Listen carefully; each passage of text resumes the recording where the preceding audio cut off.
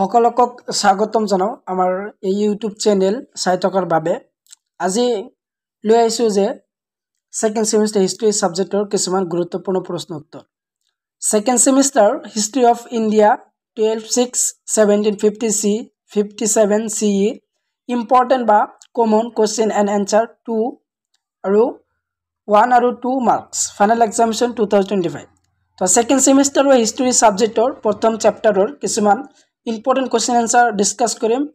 1 নম্বৰী আৰু 2 নম্বৰ প্ৰশ্নৰ কাৰণে তো তোমালোকে ভিডিওটো স্কিপ নকৰি ভিডিঅক লৈ চাই থকা তো ইয়াত দিয়া আছে যে প্ৰথমত যে তোমালোকৰ যে অতি সম প্ৰশ্নটোৰ প্ৰথম ইম্পৰ্টেন্ট প্ৰশ্নটো হল যে তোমালোকৰ ফাইনাল এক্সামিনেশনৰ কাৰণে কোশ্চেন নম্বৰ 1 তাৰিখ মানে কি ইয়াৰ উত্তৰটো দিয়া আছে যে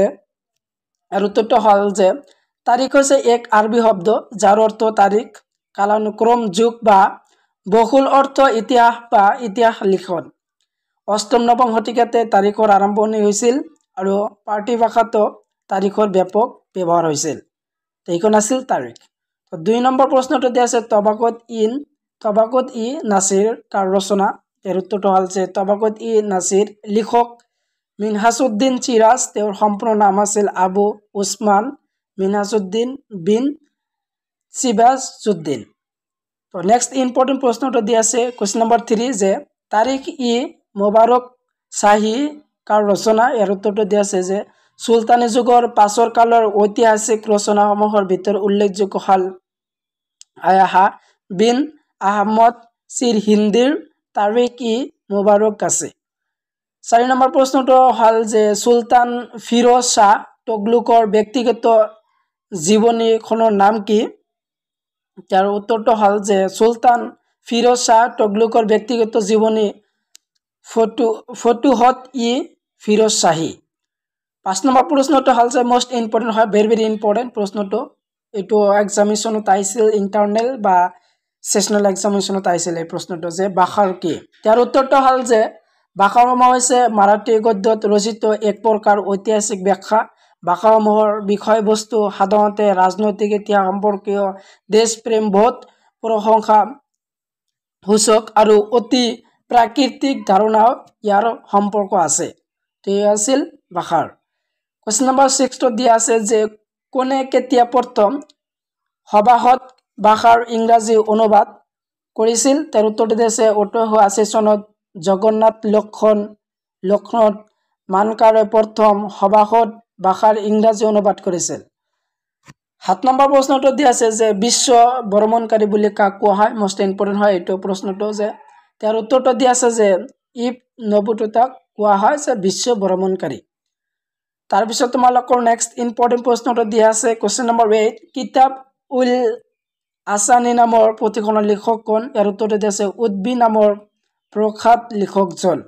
কোশ্চেন নম্বৰ 9 তো হল যে তাজ উল মাসিৰৰ লেখক কোন আছিল ইয়াৰ উত্তৰ দিয়া আছে যে হাসান নিজামী কোশ্চেন নম্বৰ 10 তাবাকত ই নাছিৰৰ লেখকজন কোন আছিল মিনহাজ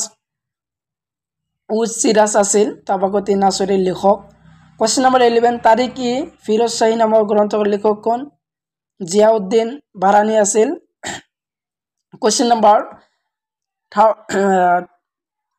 11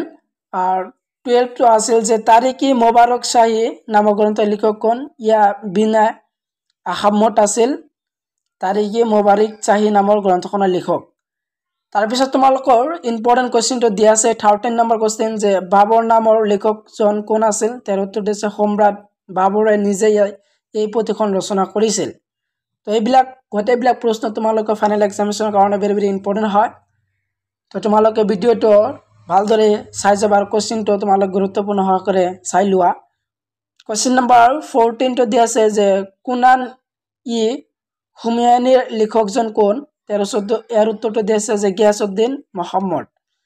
কোশ্চেন নম্বৰ 15 হুমায়ুন নামৰ লেখকজন কোন আছিল বাবৰৰ জীয়ৰী গলবদন বেগম আছিল হুমায়ুনৰ নামৰ লেখকজন কোশ্চেন নম্বৰ 16 তো দিয়া আছে যে আকবৰ নামৰ গ্ৰন্থখনৰ লেখকজন কোন আছিল তো ইয়াৰ উত্তৰটো দিয়া আছে আবুল ফজল কোয়েশ্চন নাম্বার 17 তো দিয়া আছে যে তাবাকত ই আকবরের লেখকজন কোন আছিল নিজামউদ্দিন আহমেদ আছিল কোয়েশ্চন নাম্বার 18 যে ইকবাল নামার লেখকজন কোন আছিল মোহাম্মদ শরীফ মুতামিদ খান আছিল কোয়েশ্চন নাম্বার 19 তো তোমালোকে চাই যাবা কোয়েশ্চন নাম্বার 20 নুস্কা ই দিলকুশাৰ লেখকজন কোন আছিল বিম হেন আছিল কোয়েশ্চন নাম্বার 21 ফুটহাট ই আল মগরির লেখকজন কোন তার উত্তরটা তোমালোকে চাই লোৱা কোয়েশ্চন নাম্বাৰ 22 তো তোমালোকে এক নম্বৰে প্ৰশ্নৰ হেকৰ প্ৰশ্নটো হল যে তাৰিকি আলফি নামৰ গ্ৰন্থখনৰ লেখকজন কোন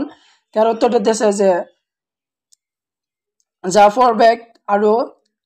আসফ খান তো আসফ খান আৰু জাফৰ আছিল তাৰিকি আলফি নামৰ গ্ৰন্থখনৰ লেখক তো তোমালোকৰ এক নম্বৰৰ পৰা তোমালোকৰ 22 নম্বৰলৈ তোমালোকৰ এইবিলাক আছিল এক নম্বৰী প্ৰশ্ন উত্তৰ তোমালোকৰ ফাইনাল এক্সামিনেশনৰ কাৰণে এইকেইটা শিকি যাবা মোস্ট ইম্পৰ্টেন্ট হয় সেকেন্ড সেমিস্টাৰ হিষ্ট্ৰী সাবজেক্টৰ তো এতিয়া চাই লোৱা তোমালোকৰ 2 নম্বৰ প্ৰশ্নৰ কাৰণে কোনকেইটা শিকি যাবা তো 2 নম্বৰ প্ৰশ্নৰ কাৰণে শিকি যাবা যে চমু প্ৰশ্ন উত্তৰ প্ৰথম কোশ্চেনটো দিয়া আছে যে মোহাম্মদ বিন মনসুৰ কোন আছিল তাৰ উত্তৰটো দিয়া আছে যে সুলতানী যুগৰ ইতিহাসৰ ৰচনা মাৰ্গ দৰ্শকসকলৰ অন্যতম আছিল ফাকিৰ ই মুদাব্বিৰ আছিল 1157 পৰা 1236 খ্ৰীষ্টাব্দত বা মোহাম্মদ বিন মনসুৰ তাৰ পিছত দিয়া আছে যে ফকি মুদবিব গড়সকলৰ ৰাজত্বৰ শেষৰ ফালে গজনীৰ পৰা লাহোৰলৈ প্ৰব্ৰজন কৰিছিল ইয়াৰ পাৰ্টি ভাষাত দুখন গুৰুত্বপূৰ্ণ ৰচনা আছিল ক্ৰমে চাওৰা-ই পঞ্চফ আৰু আছিল আদব আল হবব বা লজা তো এইখিনি আছিল মোহাম্মদ বিন মনসুৰ কোন আছিল তো মোহাম্মদ বিন মনসুৰ কোন আছিল তো তোমালোকে সম্পূৰ্ণ আনসাৰ কিনে তোমালোকে ভালদৰে শিকি যাবা তাৰপিছত তোমাৰ 2 নম্বৰটো দিছে যে ফুতুহ উজ সালাতিন কাৰ ৰচনা তো ইয়াৰ উত্তৰটো দিছে বাহমনি ৰাজ্যৰ প্ৰতিষ্ঠাতা আলাউদ্দিন বাহমন শাহৰ প্ৰতিষ্ঠাপকতা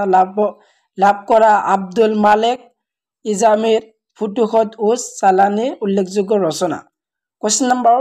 3 দিয়া আছে যে পাৰ্চী ইতিহাসবিদ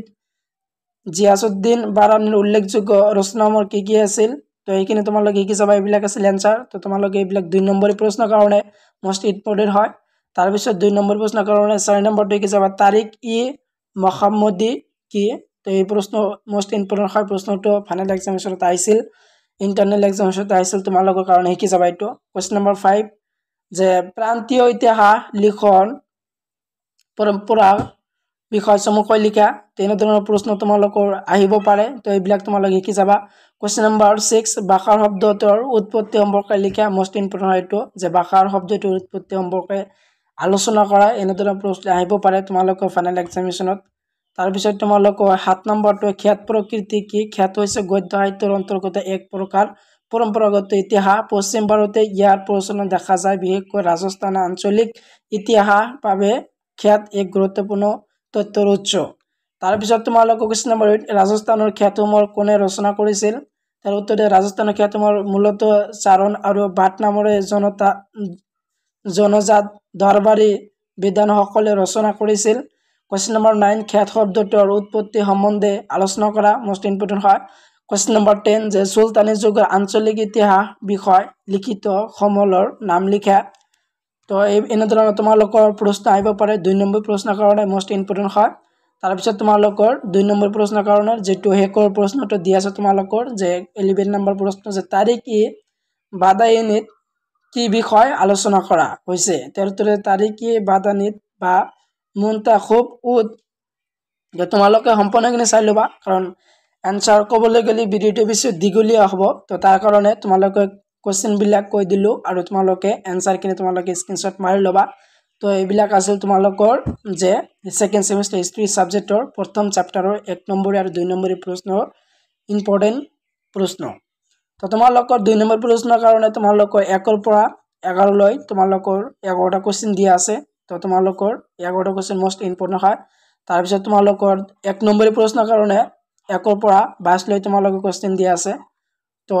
এইবিলাক আছিল তোমালোকৰ সেকেন্ড সেমিস্টাৰ হিষ্ট্ৰী সাবজেক্টৰ মোস্ট ইম্পৰ্টেন্ট প্ৰশ্ন উত্তৰ